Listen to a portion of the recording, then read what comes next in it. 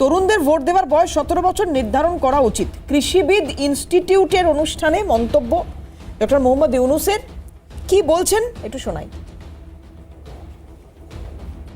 যে যত তরুণ, পরিবর্তনের প্রতি তার আগ্রহ তত বেশি, এই হলো আমার যুক্তি। তারুণ্য তাকে শক্তি যোগায়, তথ্য প্রযুক্তির সঙ্গে তার গভীর সখ্যতা তাকে এই শক্তি যোগায়।